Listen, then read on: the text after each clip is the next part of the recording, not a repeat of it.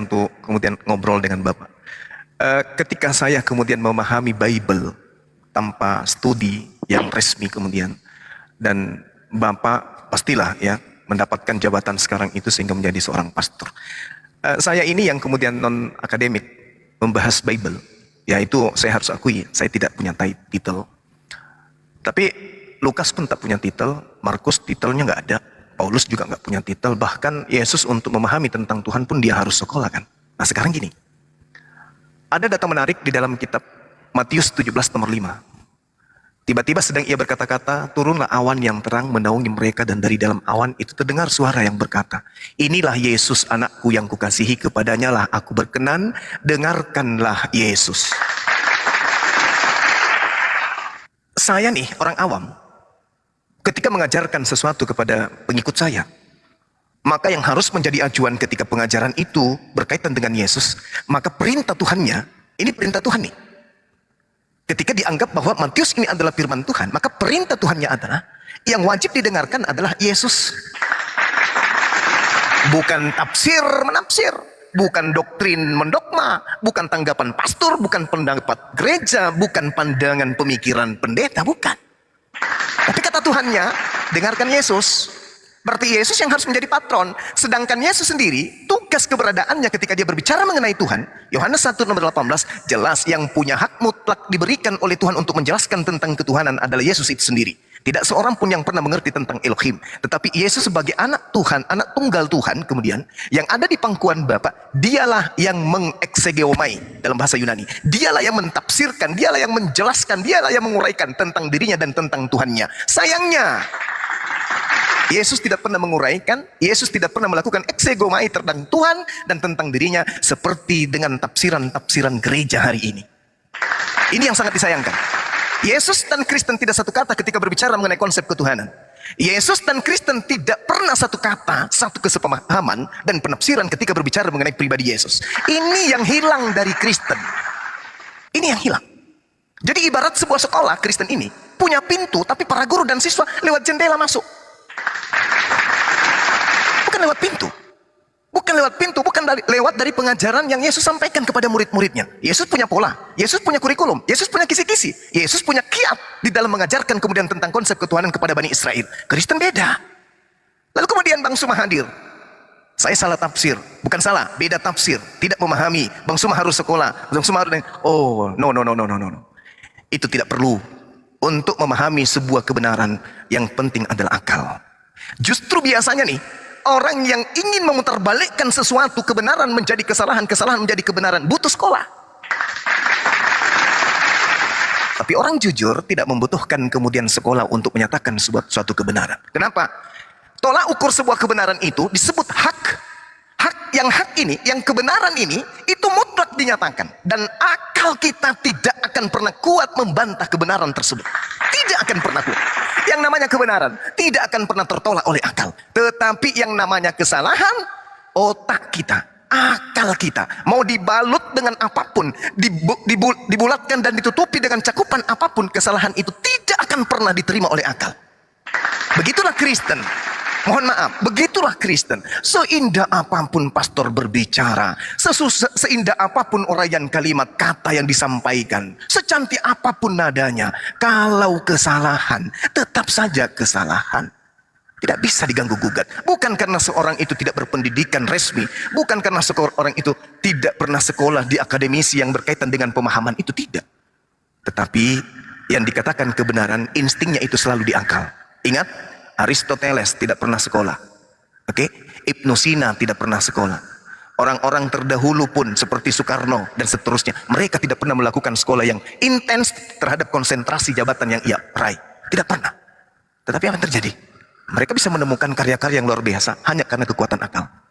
Nah, ini yang saya katakan kepada saudara saya, bahwa bukan saya egois, bukan saya mau kemudian melarikan daripada niatan baik dari Bapak, tetapi Matius 17 nomor 5 memerintahkan kita harus mendengarkan Yesus, bukan mendengarkan pendeta, bukan mendengarkan pastor. Inilah anak yang kukasihi, kepadanya aku berkenan, dengarkanlah dia. Jadi Yesuslah yang harus didengarkan. Setelah saya teliti semua, mana yang harus saya dengarkan supaya bisa saya menyembah Yesus seperti Kristen, ternyata nggak ada. Suara Yesus mengatakan sembahlah aku, ternyata nggak ada. Yang harus saya dengarkan Yesus.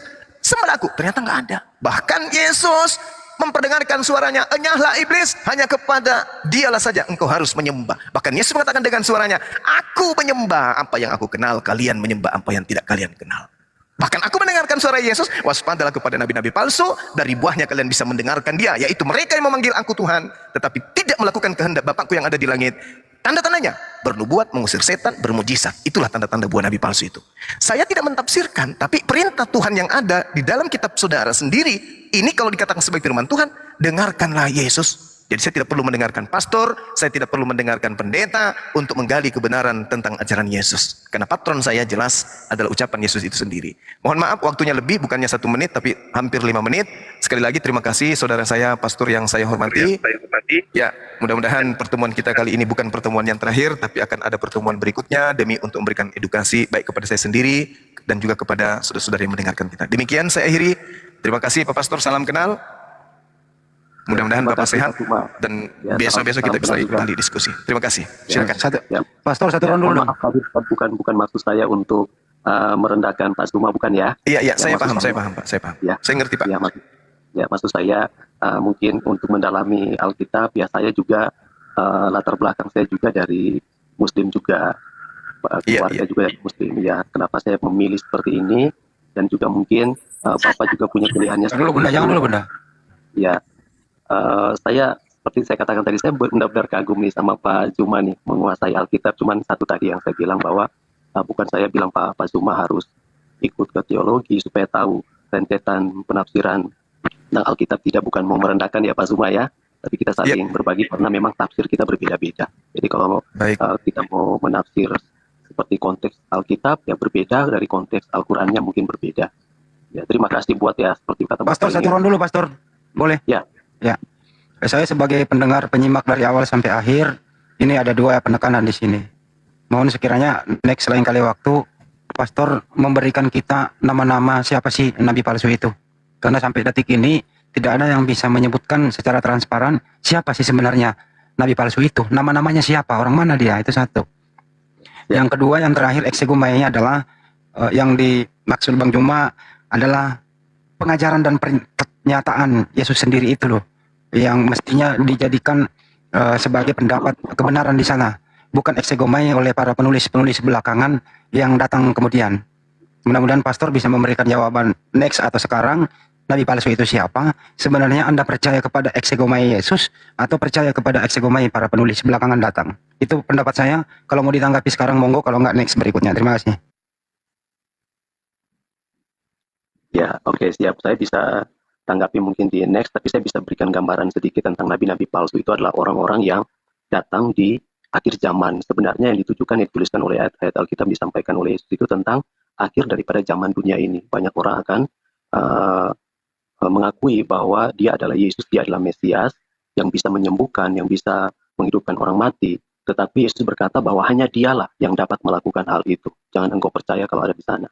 Dan kalau masalah tentang kepercayaan, kami percaya seperti yang saya katakan tadi di dalam Yohanes 14 ayat 6 tadi, bahwa akulah jalan kebenaran. Kenapa kami menganut ayat itu? Karena Yesus dan Bapa dan Roh Kudus itu adalah satu. Apa yang dikehendaki oleh Bapa itulah yang dikerjakan oleh Yesus. Dan Roh Kudus itu sebagai penolong bagi semua umat manusia, bahkan bagi semua orang yang percaya kepadanya, khususnya kami sebagai orang Kristen, sebagai pengikutnya. Sehingga kenapa tadi saya katakan bahwa orang Kristen yang percaya kepada Yesus, dia bisa mendoakan orang sakit sembuh. Dia bisa berdoa bagi orang buta melihat, kalau dia punya iman yang sungguh-sungguh dan tanpa cacat, celah dan dosa di hadapan Tuhan. Seperti itu dasar kami. Nah, mungkin kalau belum jelas, mungkin next saya bisa Pak. Ya. Pak Pendeta, kalau imannya Pak sebesar biji sesawi, gunung pun bisa dipindahkan. Bunda izin. Ada pindahkan gunung, Pak? Bunda izin, Bunda. Kalau menurut saya sekarang, Pak, di kalangan Kristen sendiri itu sudah nongol nabi palsunya kalau yang akan datang. Banyak sekali orang Kristen mengklaim dirinya menabi. Banyak sekali orang Kristen bisa menyembuhkan orang sakit, bahkan bermujizat. Apakah yang Anda maksud nabi palsu itu di intern Anda sendiri, Pak Pendeta? Pak Pastor, sorry. Betul. Betul, baik. Yang kedua, jadi namanya nggak usah disebut, mereka sudah memproklamirkan dirinya ada di tengah-tengah kita. Bahkan sering tampil mendapatkan banyak manfaat, terutama harta, tahta, dan wanita. Orang-orang seperti ini. Di kalangan Anda sendiri lah ya, Pak Pastor. Kedua, yang terakhir Pak Pastor, sebenarnya eksegomai mana yang Anda percaya? esegomai atau penafsiran atau pengajaran Yesus kah? Atau penafsiran pengajaran para penulis setelah Yesus yang nggak ada di muka bumi? Silakan. Tentang Yesus dan juga penafsiran itu sebenarnya ilmu pengetahuan yang mempelajari tentang Yesus. Kami percaya kepada Yesus dan yang ditafsir itu adalah ayat-ayat Alkitabnya untuk menghubungkan satu ayat yang satu ke ayat yang lain untuk supaya tidak kehilangan apa latar belakang kitab yang kami sampaikan dan apa tujuan dan maksud daripada ayat-ayat tersebut, sehingga kami harus belajar tentang hermeneutik, homiletika, belajar untuk menafsir dan lain-lain sebagainya. Seperti itu, Pak. Cik, Pastor. Ya. Kalau mau istirahat silakan, kami bisa lanjut kembali dengan narasumber kami nanti. Banjunga akan menunggu diskusi selanjutnya. Pastor masih stay di sini apa meninggalkan tempat? Oke, saya mungkin bisa gabung lagi di room berikutnya kalau masih diberi kesempatan kita saling berbagi. Insya Allah besok malam, Pastor, kalau bisa, dengan topik yang berbeda. Jam yang sama ya? Oke, siap. Oke, siap. Oke, makasih. Terima kasih Pak Suma, terima kasih buat semuanya. Selamat malam, selamat berpuasa untuk besok hari pertama.